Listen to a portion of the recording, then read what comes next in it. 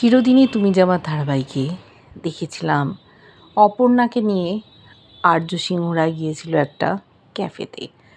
সেখানে দুজনে অনেক দিন পর দেখা হওয়াতে মনের সুখে গল্প করেছে, হাসি মজা করেছে।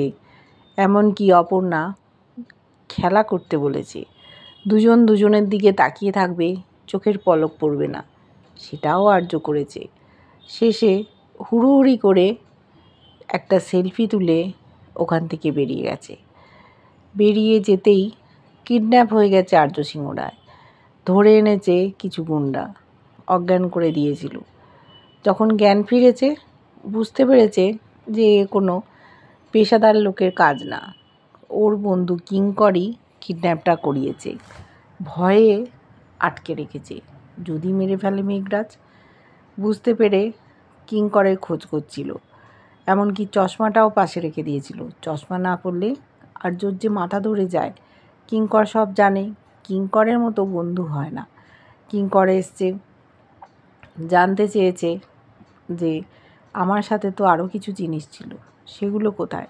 তখন কিঙ্কর একটা লোককে ডেকেছে, সে একটা গাছ নিয়ে এসেছে।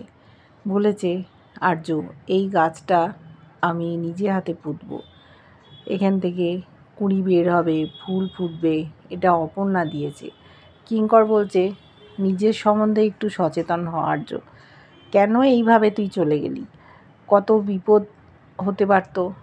তখন আর্য বলছে যে তুই বলিস না আমি তোদের রাজা, তাহলে কোন ভরসায় বলিস? আমি কি এতটাই বোকা, এত সহজে মেঘরাজ আমাকে মারতে পারবে? আমি যখন থেকে বেরিয়েছিলাম মেঘরাজের লোকেরা আমাকে ফলো করছিল, আমি দেখতে পেয়েছি। এমনকি ক্যাফেতে গেছি, সেখানেও একজন আমাকে বন্দুক তাক করে মারার ব্যবস্থা করেছিল। তারপর হঠাৎ দেখি সেই বন্দুকের নলটা ঘুরে গেছে অপর্ণার দিকে। আমি তখন অপর্ণাকে আড়াল করে একটা সেলফি তোলার নাটক করে ওখানে তড়িঘড়ি বেরিয়ে পড়ি। তুই এত আমাকে বোকা ভাবিস না, আমাকে মারা এতটা সহজ না, আর আমাকে এইভাবে আটকে রেখে তোর লাভ কী? তখন বলল কিঙ্কর, দেখ, তোর সাথে অনেক মানুষ জড়িয়ে আছে। এই যে অফিসটা অর্ক চালাচ্ছে, ওখানে কত কর্মচারী আছে, তারা তোর উপর নির্ভর করে সংসার চালায়, তাদেরও তো দেখতে হবে। আর্য বলল, দেখ কিঙ্কর, আমাকে এখানে আটকে রাখিস না, আমি আটকে থাকলে ভালো থাকবো না, আর মেঘরাজ আমার কোনো ক্ষতি করতে পারবে না। আমি বাড়ি যাই, আমি আমার নর্মাল জীবনে ফিরে যাই, তাহলে মেঘরাজ্য সরে যাবে। কিঙ্কর রাজি হচ্ছিল না, কিন্তু শেষ পর্যন্ত রাজি হয়েছে। ওদিকে অপর্ণা তো বাড়ি ফিরে গেছিল, মা বাবা দুজনে মিলে ঝামেলা করছে। অপর্ণার পরীক্ষা, খাবারে নুন বেশি হয়েছে সেই নিয়ে ওর বাবা মাকে কথা শোনাচ্ছে। অপর্ণা একবার মাকে থামায়, একবার বাবাকে থামায়। পড়াশুনো করছে রাতের বেলা, ওর খালি মনে হচ্ছে আর্য স্যার যেন চলে আসছে সামনে, আড়াল থেকে টুকি মারছে। তখন অপর্ণা বলছে, স্যার, আপনি যদি এইভাবে আমার কাছে আসেন তাহলে আমি পড়াশুনো করব কি করে? তারপর দেখছে একেবারে কানের কাছে চলে এসছে। তখন ও বলছে, ও আমি বুঝতে পেরেছি, আমি যাতে ভালো নম্বর না পাই, ফার্স্ট না হই, সেই জন্য আপনি আমাকে ডিস্টার্ব করছেন। আপনার মনের কথা বলতে হবে না, সেই জন্যেই। কিন্তু আর্য নানান রকম অঙ্গভঙ্গি করছে, কানে কাছে আঙুল দিয়ে তুড়ি দিচ্ছে। অপর্ণা বলছে, এরকমভাবে আমাকে বিরক্ত করছেন কেন স্যার? সেই সময় ওর বাবা এক কাপ চা দিতে এসেছিলো। বলছে, কি হলো অপু, তুই আমাকে স্যার বলছিস? ও লজ্জা পেয়ে গেছে, বলছে, না না এমনি। তখন চাটা দিল, বলল, তুই খা, একটু ভালো থাকবি, ভালো করে পড়াশুনো কর, রাতে কিন্তু ঘুমটা খুব জরুরি, ঘুমোতে হবে। ও থ্যাংক ইউ বলেছে। ওর বাবা বলছে, আমাকে কবে থেকে তুই থ্যাংক ইউ বলা শুরু করলি? অপর্ণা বলল, ও এমনি। এদিকে আর্যর বাড়িতে মা কিছু ফুল গাছ আনিয়েছিল, সেগুলো বাগানে লাগাবে। সেই সময় ভৈরবী মা কোত্থেকে উপস্থিত, ভৈরবী মাকে বসতে বলেছে, পুজো হবে মায়ের। কিন্তু ভৈরবী মা বলল, তোদের বাড়িতে একজন নতুন অতিথি আসছে, যে কুড়ি থেকে ফুল ফোটাবে, জুঁইয়ের মতো সুন্দর ফুল হবে। বলল, যে ভৈরবী মা, তুমি তো কবে থেকেই বলছো, কার কথা বলছো, কে আসবে বুঝতে পারছে না। ভাবনা চিন্তা করতে করতে প্রণাম করে যেই চোখ তুলে তাকিয়েছে, দেখছে ভৈরবী আর নেই, চলে গেছে।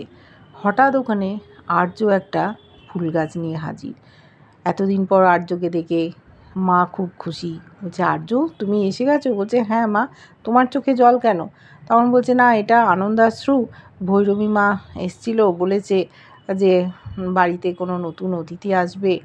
তারপর ছেলের হাতে দেখেছে জুঁই ফুলের গাছ। বলছে, তোমার হাতে গাছ? বললো, হ্যাঁ, এই গাছটা আমি এনেছি, আমি এতে 20 থেকে ফুল ফোটাবো। দেখছে ভৈরবী মা তো বলে গেছে, নিশ্চয়ই কেউ আসতে চলেছে। হঠাৎ ওপর থেকে নিচে নেমে এসছে মানসী। বলছে, আর্যদা তুমি এসে গেছো? আচ্ছা, তুমি কি লন্ডনে গেছিলে? আর্য ওর মাকে বলছে, দেখো কি বলছে। তখন বলল, আর্যকে তুমি বিরক্ত করো না। মানসী দেখেছিল, বলল, আর্যদা আমি তো তোমাকে দেখেছি, তুমি ডেলিভারি বয়ের ড্রেস পরে বাইকে করে যাচ্ছিলে। পেছনে যে একটা মেয়ে আছে সেই কথাটা আর বলল না, কথা এড়িয়ে গেল। সেই সময় অর্ক নেমে এসছে ওপর থেকে। নেমে আসতেই বলছে, দাদা তুমি এসে গেছো, খুব খুশি হয়েছে।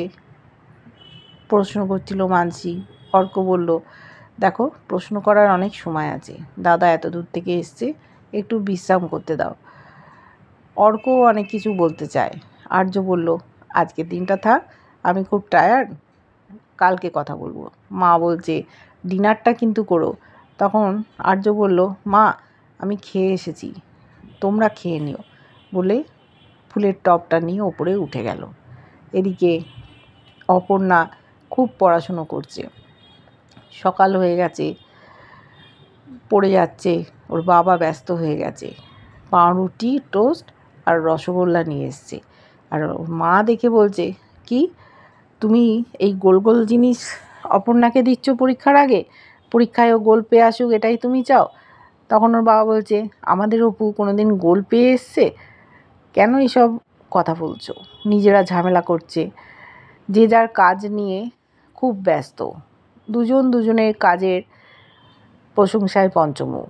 অপর্ণা বলেছিল, তোমরা কাজটাকে পাল্টাপাল্টি করো, একদিন বাবা তোমার কাজ করুক সংসারে, আর তুমি বাবার শাড়ির দোকানে যাও। ওর মা বলছে যে তোর বাবা কলতলায় লাইন দিয়ে জল তুলতে গেলেই দেখবি অস্থির হয়ে যাবে। ওর বাবা আবার বলছে, যাও না শাড়ির দোকানে, কীরকম খাটতে হয় বুঝে দেখবে। দুজনে তুমুল ঝামেলা করছে, অপর্ণা থামাতে পারে না। ওর বাবার জামা প্যান্ট ছিল, সেখান থেকে একটা জামা প্যান্ট ওর মা তুলে নিয়েছে। বলছে, কি ব্যাপার, তুমি আমার জামা প্যান্ট নিচ্ছ কেন? কাঁচা জামা তো। বলছে, কেন, আজ থেকেই তো আমাদের কাজ পাল্টাপাল্টি হয়ে গেছে। তখন অপর্ণা বলছে, তাই বলে তুমি জামা কাপড় আলাদা পরবে? বলছে, হ্যাঁ, আমি শার্ট প্যান্ট পরবো আর তোর বাবা শাড়ি পরুক। বলছে, কি যে তোমরা করো না, আমার আর ভালো লাগে না। এদিকে পরীক্ষার দেরি হয়ে যাচ্ছে, পড়তে পারছে না, ওর মা বাবা দুজনে এমন ঝামেলা পাকাচ্ছে। তারপরে কোনো রকম একটু খেয়েছে, ওর বাবা খাইয়ে দিতে চেয়েছিল। তারপর 100টা টাকা হাতে দিয়ে বলেছে, অপু তুই অটো রিজার্ভ করে যাবি আর রিজার্ভ করে আসবি। বললো, বাবা আমার তো টাকা আছে। বললো, পরীক্ষার কটা দিন তুই আমার কাছ থেকে নেই। বলছে, আচ্ছা ঠিক আছে। টাকা নিল। সেই সময় রুম্পা ছুটতে ছুটতে এসছে, বলছে, অপর্ণা তোর হয়ে গেছে? বললো যে, হ্যাঁ হয়ে গেছে, চ আমরা যাই, নাহলে দেরি হয়ে যাচ্ছে। ও আবার কাকু কাকিমাকে প্রণাম করলো, আশীর্বাদ নিল, অত ভালো পড়াশুনোয় না, ঠাকুরকে প্রণাম করে দুজনে ছুটতে ছুটতে বেরিয়ে গেল। এদিকে আর্য সকাল হয়েছে, ফুলের টবটা নিয়ে বাগানে গেছে। বাগানে গিয়ে নিজে মাটি কোপাচ্ছে, কুপিয়ে গাছ পুঁতবে। মালি এসছে, ওদের কর্মচারীরা এসছে, ওদের স্যার সে কিনা মাটি খুঁড়ে টব লাগাচ্ছে, বিশ্বাস করতে পারছেন না। আর্য বলল, কেন আমি লাগাতে পারবো না? তোমরা যদি কাজ করতে পারো। তখন মালি বলছে, আপনি তো আমাদের ভগবান। বলছে, আমি কেন ভগবান হতে যাব? ভগবান তিনি যিনি আমাদের এই দুহাত দিয়েছেন, তোমাকেও দিয়েছেন আমাকেও দিয়েছেন, তাই তিনিই ভগবান, আমি নয়। তোমরা যদি এই কাজ করতে পারো আমিও পারি। আচ্ছা তুমি তো এই গাছপালার ব্যাপারে এক্সপার্ট, বলো আমি ঠিকঠাক গাছটা লাগাচ্ছি কি না। এই গাছটাকে আমি যত্ন করে বড় করব, কুড়ি থেকে ফুল হবে, গন্ধ ছড়াবে। মনে মনে হাসছে যে অপর্ণা বুদ্ধি করে একটা গাছ দিয়েছে। ও না থেকেও আমাদের বাড়িতে রয়ে গেল, ফুল ফুটবে, খুব খুশি। হঠাৎ একটা লোক ছুটতে ছুটতে এসছে যে কিঙ্কর স্যার এসেছিলো আপনার খোঁজে, কিন্তু ছুটে বেরিয়ে গেল। ওদিকে দেখেছি কিঙ্কর রিভলভার নিয়ে, লোকজন নিয়ে একটা গোডাউনে গেছে। সেখানে মেঘরাজকে মনে হয় আটকে রেখেছিল। মেঘরাজকে ধরা দিতে বলছে, 5 গুনছে, 5 গুনতেও কোনো সাড়া শব্দ নেই। তখন যেখানে মেঘরাজকে আটকে রেখেছিল খুলে দেখছে ওখানে মেঘরাজ তো নেই, লেখা আছে পাখি হুঁশ। অবাক হয়ে গেল কিঙ্কর, আবার পালিয়ে গেল মেঘরাজ, ধরতে পারল না। এদিকে আর্য আবার নর্মাল লাইফে ফিরে এসছে। অপর্ণা পরীক্ষা দিতে গেছে, ওর পরীক্ষা শেষ হয়ে গেলেই আবার জয়েন করবে। আর ও যদি ফার্স্ট হতে পারে তাহলে আর্য স্যার কথা দিয়েছে মনের কথাটা বলবে। এইভাবে দেখেছি খুব সুন্দরভাবে ধারাবাহিকটা এগিয়ে যাচ্ছে। কেমন লাগছে তোমাদের অবশ্যই জানিও। ভালো লাগলে লাইক, কমেন্ট, সাবস্ক্রাইব করা, যারা ফেসবুক পেজ থেকে দেখছো ফলো করে সাথে থাকার অনুরোধ রইল।